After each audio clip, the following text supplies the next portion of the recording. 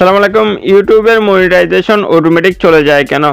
আজকের এই ভিডিওতে সেই বিষয়টা সম্পর্কে বিস্তারিত বলবো। যদি আপনি শুরু থেকে শেষ পর্যন্ত দেখেন ভিডিওটা, তাহলে আপনি স্টেপ বাই স্টেপ সমস্ত বিষয়টা জানতে পারবেন। দেখুন বন্ধুরা, ইউটিউবের মনিটাইজেশন চলে যাওয়ার পেছনে 9টি মোট কারণ আজকের ভিডিওতে তুলে ধরব।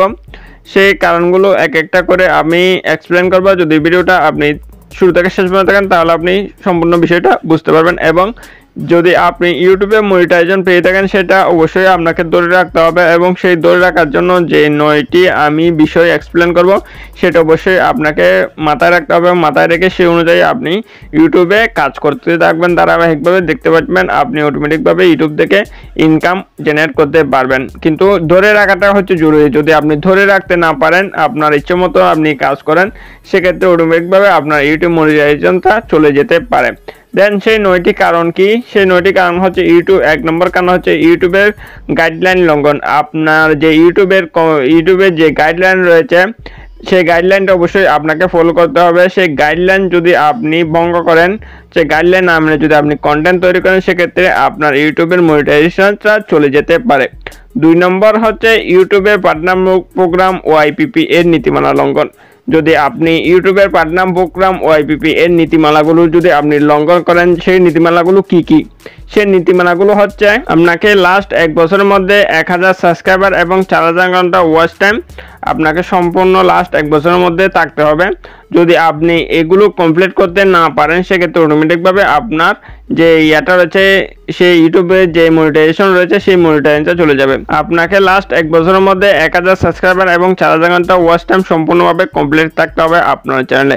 এই 4000 ঘন্টা ওয়াচ টাইম বা 1000 সাবস্ক্রাইবার যদি আপনার এর থেকে যদি কিছু কমে যায়, অটোমেটিকভাবে আপনার যে ইউটিউবে যে মনিটাইজেশন রয়েছে, সেটা অটোমেটিকভাবে চলে যাবে। সেক্ষেত্রে আপনি যদি ধারাবাহিকভাবে কাজ করতে থাকেন, সেক্ষেত্রে আপনার ওয়াচ টাইমও পূর্ণ থাকবে এবং আপনার সাবস্ক্রাইবারও পূর্ণ থাকবে।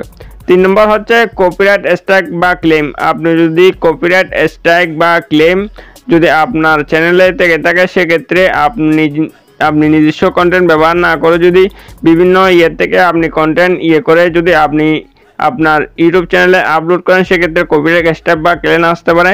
সেক্ষেত্রে আপনার ইউটিউবের মনিটাইজেশন বাতিল হতে পারে। এরপর 4 নম্বর হচ্ছে রিপিটেড কন্টেন্ট বা রি-আপলোড ভিডিও।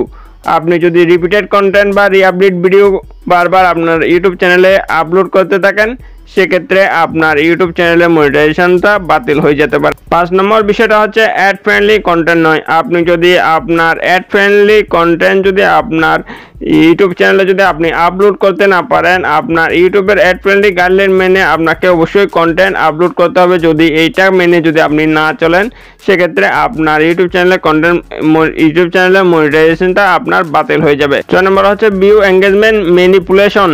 এটার মানে হচ্ছে আপনার ভিউ এঙ্গেজমেন্ট, যা আপনার চ্যানেলে যদি ভিউ এবং আপনার চ্যানেলে যদি এঙ্গেজমেন্ট বলতে কি বোঝায়? এঙ্গেজমেন্ট বলতে আপনার লাইক, কমেন্ট, এগুলো শেয়ার, এগুলো হচ্ছে মূলত এঙ্গেজমেন্ট। এবং ভিউ হচ্ছে যদি কোনো পারসন আপনার ভিডিও দেখে, সেটাকে ভিউ হিসেবে গণ্য করা হয়।